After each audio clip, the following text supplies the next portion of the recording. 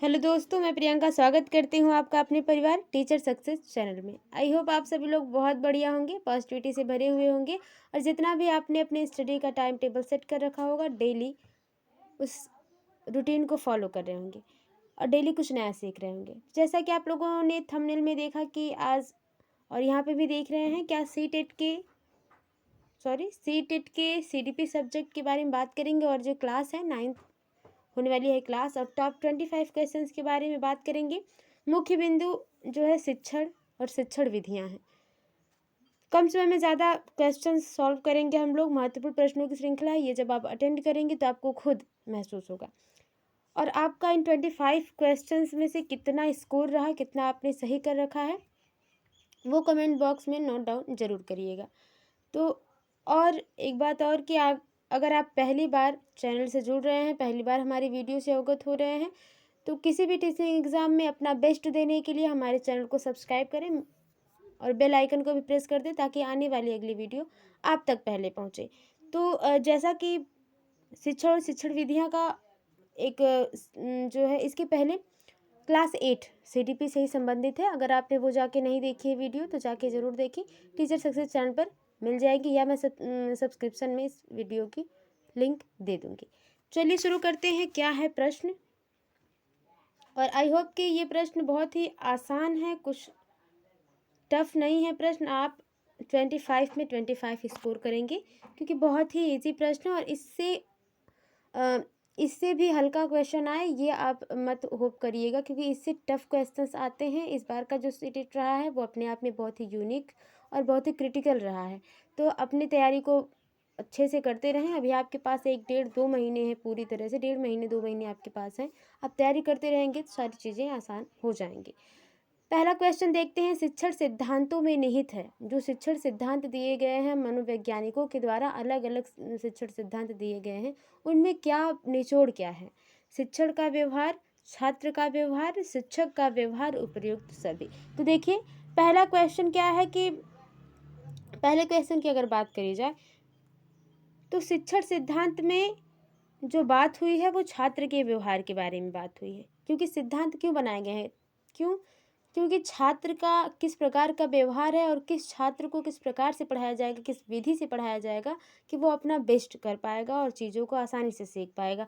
तो अगर आपने उपयुक्त सभी लगाया है तो ये ऑप्शन गलत होगा, क्योंकि दूसरा ऑप्शन ही सही होगा। शिक्षण सिद्धांतों में सिर्फ बात होती है छात्र के व्यवहार और उनके प्रॉब्लम्स के सॉल्विंग की। ठीक है, आगे चलते हैं। अगला क्वेश्चन क्या है? शिक्षण का संबंध होता है, किससे होता है?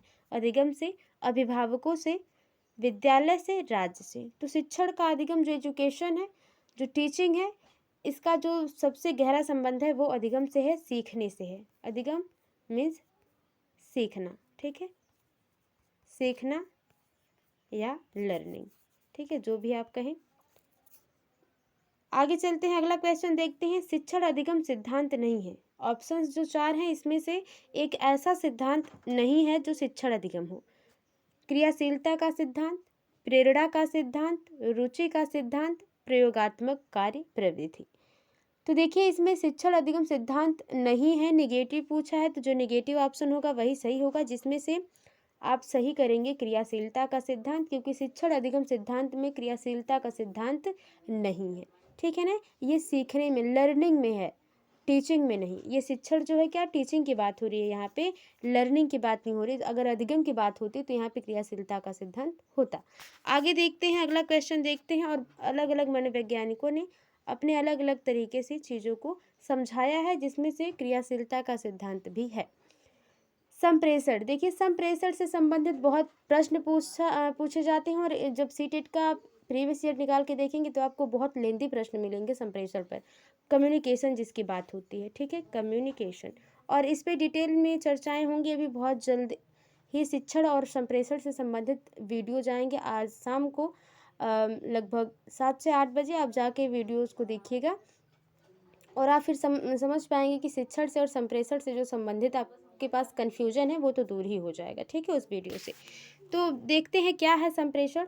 संप्रेषण के साधन है, संप्रेषण वे साधन हैं जिसके द्वारा व्यक्ति एक ही संगठन में एक दूसरे के साथ जुड़े हुए होते हैं, ताकि एक साझा या सामान्य उद्देश्य प्राप्त किया जा सके। यह कथन किसका है? देखिए, हम दूसरों से कम्युनिकेट क्यों करते हैं, बातें क्यों करते हैं? क्योंकि उनसे कुछ जानना होता है, अपनी बातों को शेयर करना होता है।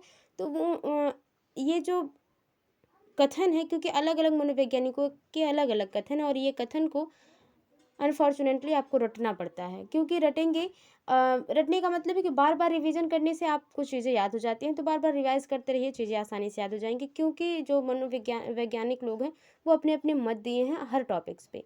ऑप्शन देख लेते हैं। एडगर डेले ने ये कहा है, C.I. बर्नार्ड ने ये कहा है, लिगन्स ने कहा है, या इनमें से किसी ने नहीं कहा। तो चौथे के सही आंसर की बात कर ली जाए तो जो चौथे का सही आंसर है वो है आपका C.I. बर्नार्ड। ये जो नोट दिया गया है, जो तथ्य दिया गया है, जो कथन कहा गया है, वो बर्नार्ड के द्वारा कहा गया है। आगे देखते हैं, अगला क्वेश्चन क्या है। संप्रेषण के प्रकार हैं, कम्युनिकेट के कौन कौन से प्रकार हो सकते हैं, ये आपसे पूछा जा रहा है। ऑप्शन बहुत ही आसान क्वेश्चन है। ऑप्शन है शाब्दिक, अशाब्दिक, दोनों, इनमें से कोई नहीं। तो पांचवे के सही आंसर की बात कर ली जाए तो पांचवे का जो सही आंसर होगा वो शाब्दिक भी है और अशाब्दिक, यानी कि तीसरा ऑप्शन सही हो जाएगा। जो कम्युनिकेट करने का मतलब है, शाब्दिक हम बोल कर भी संप्रेषण करते हैं, कम्युनिकेट करते हैं, कम्युनिकेशन होती है, हमारी वार्तालाप होती है। और अशाब्दिक भी होती है, जिसे हम सांकेतिक भाषा कहते हैं। तो ये संप्रेषण की बात हुई। दोनों ऑप्शन सही हो जाएगा, तीसरा ऑप्शन सही हो जाएगा। संप्रेषण के घटक हैं, जब हम कम्युनिकेट करेंगे तो इसमें ज़रूरत किस चीज़ों की पड़ती है, जो मुख्य हैं, मुख्य बिंदु कौन कौन सी चीज़ों की ज़रूरत पड़ेगी, जैसे प्रेषक, संदेश, ग्राही, यह सभी। तो देखिए, कम्युनिकेट करने के लिए जब हम कम्युनिकेशन की बात करते हैं, हम किसी से बात करना शुरू करते हैं, तो सबसे पहले तो प्रेषक होता है जो बात को कहता है, ठीक है। और दूसरा जो बात हो जाती है वो संदेश की, आखिर जो बात हो रही है वो किस प्रकार की बातें होंगी, उन बातों पर, ठीक है, यानी कि मैसेज, ठीक है। एक फिर तीसरा ऑप्शन क्या हो जाएगा, ग्राही, उसको रिसीव करने वाला, उसको समझाने वाला। जैसे आप क्लास में बैठे हैं, टीचर आपके प्रेषक हैं, एज ए स्टूडेंट आप ग्राही हैं, और जो सब्जेक्ट पढ़ाया जा रहा है, जिसके बारे में समझाया जा रहा है, वो संदेश है। इस तरह से आप समझ लीजिए। तो छठे का जो सही आंसर हो जाएगा यह सभी होगा। कम्युनिकेशन का जो मीनिंग है, जो मतलब है, इन तीनों चीज़ों पर डिपेंड करता है। आगे देखते हैं, अगला क्वेश्चन क्या है। निम्नलिखित में श्रव्य सामग्री, श्रव्य, द्रव्य नहीं, श्रव्य, श्रव्य यानी कि सुनने की सामग्री नहीं है, ठीक है ना। श्रव्य सामग्री की बात कर लेते हैं। तो श्रव्य सामग्री की जो बात हो रही है, ऑप्शन में कौन सा श्रव्य सामग्री यानी कि सुनने का सामान नहीं है, ऑप्शंस के हिसाब से देखते हैं। तो आप द्रव्य को श्रव्य बना लीजिएगा। रेडियो, चलचित्र, टेलीविज़न, मानचित्र। देखिए, रेडियो से भी हम चीज़ों को सुनते हैं, चलचित्र यानी कि टीवी पे जो चीज़ें चल रही हैं वो भी क्या हम सुनते हैं, ऑडियो वीडियो दोनों होता है उसमें। टेलीविज़न भी वही बात हो गई, ठीक है। लेकिन चौथा ऑप्शन जो मानचित्र है, जिस पर आप नक्शा देखते हैं या कोई मानचित्र देखते हैं, तो ये दृश्य सामग्री है, ये नहीं कि श्रव्य सामग्री है। तो चौथा ऑप्शन सही हो जाएगा। आगे देखते हैं, अगला क्वेश्चन क्या है। प्रभावी संप्रेषण की प्रक्रिया होती है, जैसे एक इफेक्टिव कम्युनिकेशन कब हो सकता है, एक पक्षीय, द्विपक्षीय, दोनों, उपयुक्त में से कोई नहीं। तो देखिए, संप्रेषण कम्युनिकेशन जब भी होगा तो दो पक्षीय होगा, दो लोगों में बातें होंगी, एक प्रेषक होगा, एक ग्राही होगा, एक मैसेज होगा, जिसके बारे में भी हम संप्रेषण के घटक के बारे में हम लोग बात कर चुके हैं, ठीक है। तो द्विपक्षीय होगा, दो लोगों में ही संप्रेषण संभव है। आगे देखते हैं, अगला क्वेश्चन क्या है। शिक्षण प्रक्रिया के पक्ष हैं, जो शिक्षण प्रक्रिया, टीचिंग के कौन कौन से इम्पोर्टेंट पहलू हो सकते हैं, उनके बारे में बात होती है।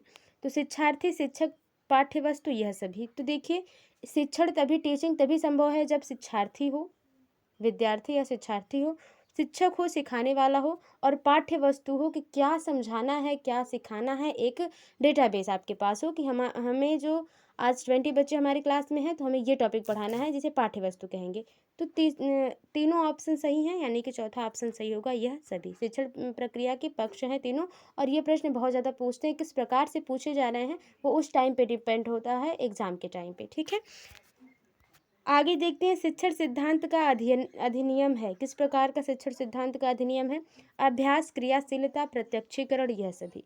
10वें के सही आंसर की बात अगर आप करेंगे तो इसका भी यह सभी हो जाएगा। अभ्यास चाहिए आपको, क्रियाशीलता चाहिए, आप क्रिएटिव हो, ठीक है। प्रत्यक्षीकरण, आपको प्रूव करना है, जैसे जैसे भी आप मैथ का क्वेश्चन हल कर रहे होते हैं तो आप में ये तीनों चीज़ें ज़रूरी होती हैं, तो शिक्षण सिद्धांत का वही अधिनियम है। चौथा ऑप्शन सही हो जाएगा। दार्शनिक सिद्धांत का प्रतिपादन किया किसने किया? ब्रूनर ने, स्मिथ ने, फ्लैडर्स ने, सुकरात ने। 11 के सही आंसर की बात कर ली जाए तो चौथा ऑप्शन सही हो जाएगा। सुकरात ने दार्शनिक सिद्धांत का प्रतिपादन किया था। आगे देखते हैं, शिक्षण का सूत्र नहीं है। ऑप्शंस के हिसाब से कौन सा शिक्षण का सूत्र नहीं है? ज्ञात से अज्ञात की ओर, पूर्ण से अंश की ओर, स्थूल से सूक्ष्म की ओर, प्रेरणा का सिद्धांत। तो देखिए 12वें के सही आंसर की अगर बात करेंगे आप तो आपने गेस कर लिया होगा जिसमें से प्रेरणा का सिद्धांत नहीं होगा। क्यों? क्योंकि ये शिक्षण की बात नहीं करता बल्कि अधिगम की बात करता है। तो अधिगम में हमेशा प्रेरणा महत्वपूर्ण है। मोटिवेट करना चीज़ों को ज़रूरी है, बच्चों को ज़रूरी है। जब हम क्लास में हों या अदरवाइज़ कहीं पे भी हों, जब हमें सीखने का मन नहीं होता है तो हम कहीं से मोटिवेशन क्वाइट सुन लेते हैं तो हमें चीज़ें सही लगने लगती हैं, हम अच्छे से चीज़ों को कर पाते हैं। तो ये सीखने में है, ना कि शिक्षण सूत्र में है। आगे देखते हैं अगला क्वेश्चन क्या है। स्थूल से सूक्ष्म की ओर शिक्षण सूत्र को अन्य किस नाम से जाना जाता है? स्थूल से सूक्ष्म की ओर, प्रत्यक्ष से अप्रत्यक्ष की ओर, मूर्त से अमूर्त की ओर। मूर्त मतलब जो दिखाई दे, अमूर्त मतलब जो दिखाई न दे। तो पहले सबसे बच्चों को मूर्त चीज़ों को सिखाया जाता है, उसके बाद अमूर्त चीज़ों को सिखाया जाता है। अनिश्चित से निश्चित की ओर, सरल से जटिल की ओर। 13 के सही आंसर की बात कर ली जाए तो दूसरा ऑप्शन सही हो जाएगा। मूर्त से अमूर्त की ओर का मतलब ही है स्थूल से सूक्ष्म की ओर। समझे? तो ये थे। आगे देखते हैं अगला क्वेश्चन क्या है। 14 वाला, गेस्टाल्ट विज्ञान पर आधारित शिक्षण सूत्र है। गेस्टाल्टवादी जो है, जैसे कोहलर जी गेस्टाल्टवादी हैं। ज्ञात से अज्ञात की ओर, मूर्त से अमूर्त की ओर, पूर्ण से अंश की ओर, सरल से जटिल की ओर। तो गेस्टाल्ट विज्ञान में शिक्षण सूत्र किस पर आधारित था ये पूछा जा रहा है। 14 के सही आंसर की बात कर ली जाए तो पूर्ण से अंश की ओर ऑप्शन सही हो जाएगा। तीसरा, गेस्टाल्टवादियों ने कौन सा शिक्षण सिद्धांत माना है? पूर्ण से अंश की ओर। आगे देखते हैं, और इन सभी टॉपिक्स पे बात होंगी, शिक्षण विधियों पे बात होंगी। आज वीडियोस उस पर अपलोड हो जाएंगे, आप जाके ज़रूर देखिएगा शाम 7 या 8 बजे तक। शिक्षण को पूर्व ज्ञान पर ही नए ज्ञान को आधारित करना चाहिए, ये कथन किस शिक्षण सूत्र की ओर संकेत करता है? कौन सा ऑप्शंस में कौन सा ऐसा शिक्षण सूत्र है जो ये कहता है कि बच्चों को उसके पूर्व ज्ञान से संबंधित ही चीज़ों को सिखाया जाए? जब बच्चा पूरी तरह से डेवलप हो जाए, उसके माइंड डेवलप हो जाए, तर्क करने की शक्ति बढ़िया हो जाए, तो हम उसको नई चीज़ें तब सिखाएं। ठीक है, ऑप्शन देख लेते हैं। ज्ञात से अज्ञात की ओर, पूर्ण से अंश की ओर, स्थूल से सूक्ष्म की ओर, सरल से कठिन की ओर। 15 के सही आंसर की बात कर ली जाए तो पहला ऑप्शन सही हो जाएगा। ज्ञात से अज्ञात की ओर मतलब जो बच्चा पहले से जानता है उसके बाद उससे जोड़ के कड़ी वाइज हम चीज़ों को बच्चों को पढ़ाएं ताकि वो आसानी से याद कर पाए, सीख पाए। आगे देखते हैं, शिक्षण सूत्र पथ प्रदर्शन करते हैं जिसमें सिद्धांत से व्यवहार में सहायता के लिए अपेक्षा की जाती है, यह कथन है किसका है? रूसो, रेमंड, हर्बर्ट का, आर के शर्मा का। सही आंसर की बात कर ली जाए तो दूसरा ऑप्शन सही हो जाएगा, रेमंड का। आगे देखते हैं अगला क्वेश्चन क्या है।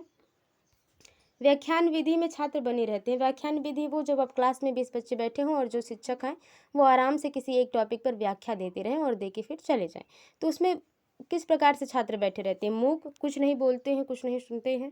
सक्रिय, बहुत ही सक्रिय होते हैं कि सर व्याख्यान पढ़ा रहे हैं।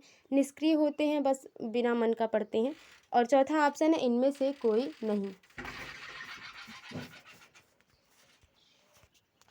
17 के सही आंसर की बात कर ली जाए तो जो सही आंसर हो जाएगा 17 क्या, वो हो जाएगा आपका सक्रिय होते हैं।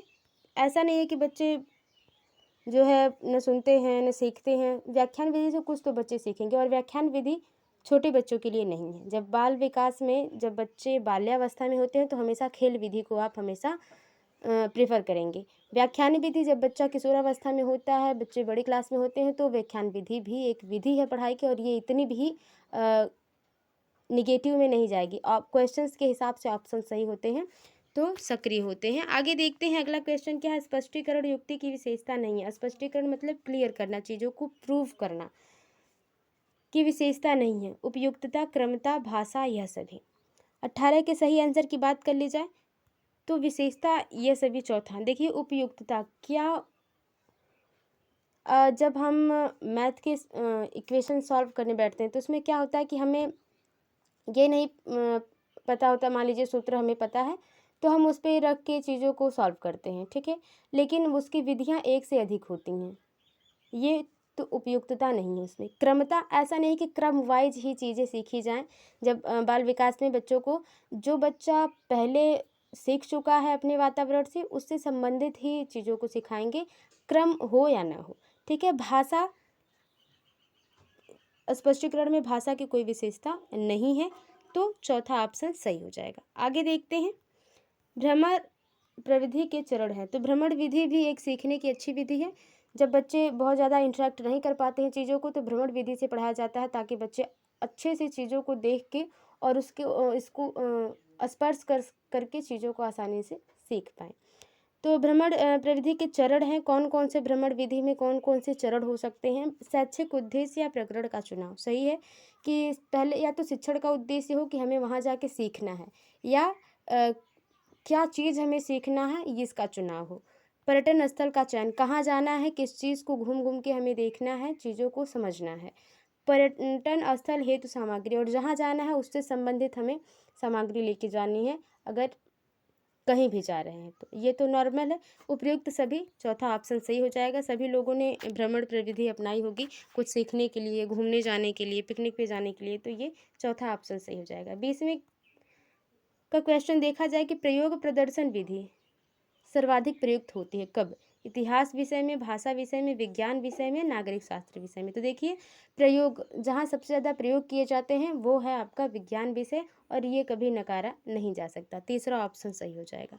आगे देखते हैं, खेल प्रवृत्ति के लिए आवश्यक है स्वतंत्रता, रचनात्मकता, मानसिक शक्तियों का विकास, उपयुक्त सभी। 21 के सही आंसर की अगर बात की जाए तो खेल प्रविधि में हमें स्वतंत्रता चाहिए, बच्चे को क्या स्वतंत्र कर लिया जाए कि वो अपने से खुद से, किंडरगार्टन विधि जो है उसमें यही कहा जाता है कि बगीचे में बच्चे को छोड़ दिया जाता है और बच्चे वातावरण से संबंधित, पर्यावरण से संबंधित चीज़ों को अपने से खेल खेल के सीखते हैं, ठीक है। तो खेल विधि, रचनात्मकता, क्रिएटिविटी हो आप में, उत्सुकता हो आप में जानने की, मानसिक शक्तियों का विकास, उससे खेल विधि से, खेल प्रवृत्ति से आप में मानसिक शक्तियों का भी विकास होता है, इम्प्रूवमेंट होता है। तो चौथा ऑप्शन सही हो जाएगा 21 का। आगे देखते हैं अगला क्वेश्चन क्या है। अगला क्वेश्चन, शिक्षण प्रविधियों के प्रकार हैं। ऑप्शंस देखते हैं, ऑप्शंस क्या हैं, प्रश्नोत्तर, वर्णन, कहानी कथा या कहानी कथन, यह सभी, ठीक है। तो शिक्षण विधि टीचिंग में इम्पॉर्टेंट है प्रश्नोत्तर। प्रश्नोत्तर को बहुत अच्छी विधि मानी जाती है, क्योंकि बच्चे उससे इंटरेक्ट करते हैं, प्रश्न पूछते हैं बच्चे, जो उनको कन्फ्यूजन होता है, जिससे उनके कन्फ्यूजन दूर होते हैं और वो कुछ अच्छा सीख पाते हैं। तो प्रश्नोत्तर विधि भी है, वर्णन विधि भी है, हमेशा हर टीचर को कुछ न कुछ वर्णन करना पड़ता है, जिसे व्याख्या कहते हैं। कहानी कथन विधि, बच्चे जब बोर होते हैं, जैसे कि बाल्यावस्था में बहुत, जब बच्चे क्लासेस छोटी होती है 1 to 5 में, हमेशा कहानी विधि से पढ़ाया जाता है। तो यह सभी ऑप्शन सही हो जाएगा। ये सभी क्या है, शिक्षण प्रविधियों के प्रकार हैं। आगे देखते हैं, क्रियापरक आधारित शिक्षण विधियां हैं। करके सीखने की बात हो रही है, जहाँ पे करके सीखने की बात होगी वो कौन सी विधि है, प्रोजेक्ट विधि, किंडरगार्टन विधि, खेल विधि, यह सभी। 23 के सही आंसर की बात कर ली जाए तो प्रोजेक्ट विधि है, इसमें भी करके बच्चा सीखता है। प्रोजेक्ट विधि में हम कह देते हैं कि बेटा ये जो आज आपको ये होमवर्क दिया जाता है, पर्यावरण, आपने पौधे पढ़ाया, पौधे वृक्ष पढ़ाएं, और उसमें से आपने होमवर्क दे दिया कि प्रोजेक्ट में आपको बना के लाना है 5 प्रकार के वृक्षों या पौधों की पत्तियां चिपका के लाना है, उनको, उनके नाम लिख के और उनके डिफरेंस आपको बताना है। तो प्रोजेक्ट विधि हो जाएगा। किंडरगार्टन विधि, ये भी अभी मैंने बता दिया, इसमें बगीचे में ले जाके बच्चों को खुद से खेल विधि के द्वारा सिखाया जाता है। तो ये चौथा ऑप्शन सही हो जाएगा 23 का। आगे देखते हैं, अगला क्वेश्चन है, बाल केंद्रित शिक्षण का उद्देश्य है, क्या पर्पज है चाइल्ड सेंटर्ड टीचिंग की।